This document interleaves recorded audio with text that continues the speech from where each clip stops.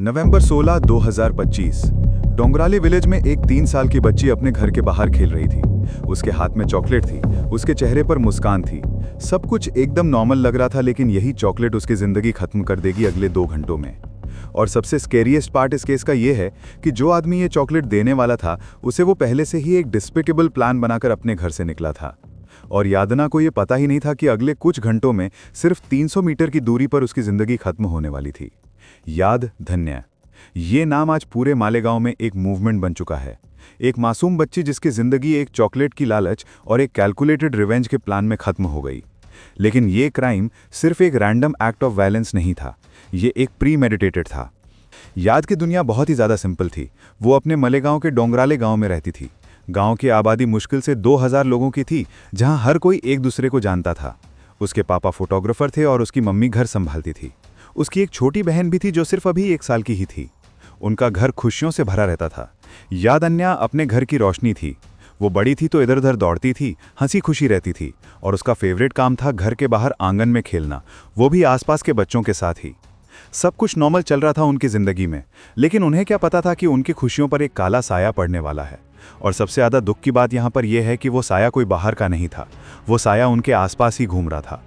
16 नवंबर 2025 शाम के 3 से 4 बजे का टाइम था। यादन्या रोज की तरह आंगन में खेल रही थी। उसकी माँ और फैमिली मेंबर्स सब घर के अंदर ही थे। सो इससे उन्हें ये चीज़ क्लियर हो जाती थी कि उनकी बेटी बाहर ही है घर के। लेकिन कुछ देर बाद घर वालों ने रियलाइज़ किया कि यादन्या की आवाज़ नहीं आ रही थी अब बाहर से। पहले तो सबको लगा कि शायद से वो किसी और गली में चली गई होगी खेलने के लिए, लेकिन जब 35 से 40 मिनट निकल गए और वो लौटी नहीं, तो सबके अंदर डर बढ़ने लगा था। नाउ एट दिस टाइम उसके पापा बाहर गए थे काम के सिलसिले में, पर घर वालों और गांव वालों ने मिलकर यादन्या को ढूंढना शुरू कर दिया था तुरंत। छोटा सा गांव था इन लोग का, no street lights, no CCTV cameras here.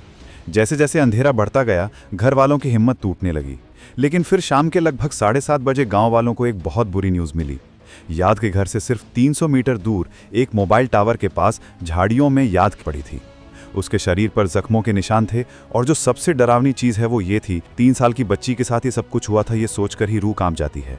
This was quite a big thing for such a small village, इसीलिए सीधा पुलिस इन्वेस्टिगेशन शुरू हो गई थी यहाँ पर।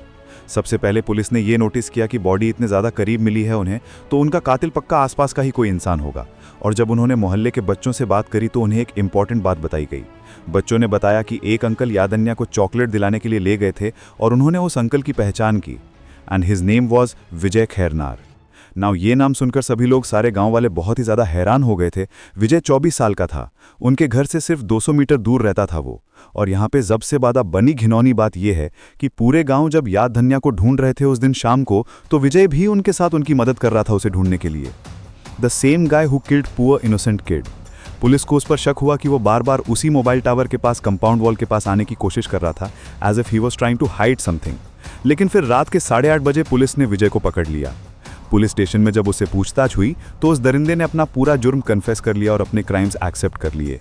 और जब उसने मोटिव बताया कि उसने आखिर ये सब कुछ क्यों करा एक छोटे बच्चे के साथ, तो ये सब सुनकर पुलिस वाले तक हिल गए थे। नाउ विजय का मोटिव बड़ा ही अजीब सा था।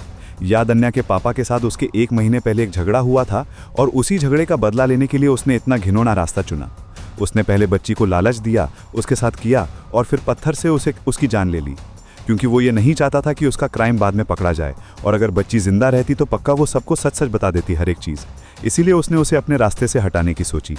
नाउ यहाँ पर पुलिस ने विजय को अरेस्ट कर लिया है, DNA एविडेंसेस भी मैच हो गए हैं यहाँ पर, और उसने अपना जुर्म खुद ही कन्फेस कर लिया है। So everything is clear, right? लेकिन इसके बाद जो हुआ, दैट वॉज वेरी इंपॉर्टेंट। पूरे मालेगांव में गुस्सा फैल गया था। हजारों लोग सड़क पर उतर गए थे। किसान, मजदूर और किन्नर समाज भी, ये सभी लोग साथ में मिलकर प्रोटेस्ट करने लग गए थे। अब नहीं बचाएंगे बेटी, अगर उसे सजा नहीं मिलेगी तो हम किन्नर समाज यहाँ पर जान दे देंगे। और पूरे मालेगांव तालुका में फुल शटडाउन कर दिया गया था।